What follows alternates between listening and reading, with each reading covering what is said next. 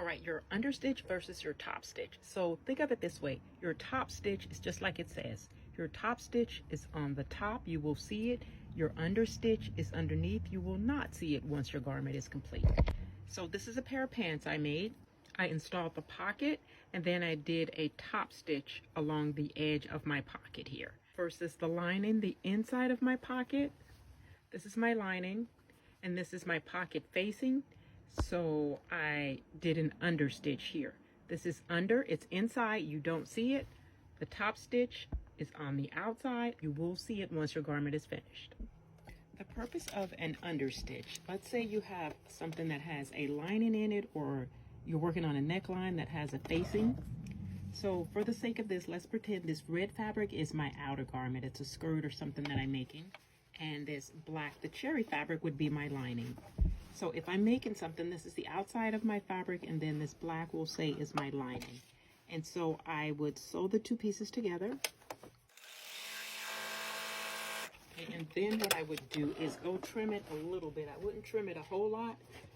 And this really depends if I'm working with a pattern that has a standard 5/8 of an inch seam allowance, okay?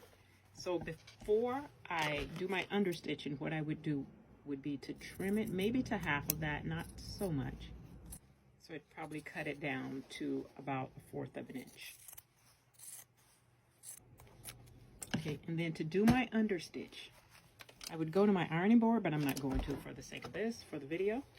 So this is the outside of my fabric. This is my lining. What I'll do, I'll turn it over so you can both see what we're doing. This is the outside, this is the lining. To understitch, you want to turn your seam allowance toward your lining or toward your facing, depending on what you're making. So you press your seam allowance toward the lining or toward the facing. And then you would sew this lining, you're gonna sew it to this seam allowance here. And what I do when I am sewing it is I pull it apart a bit.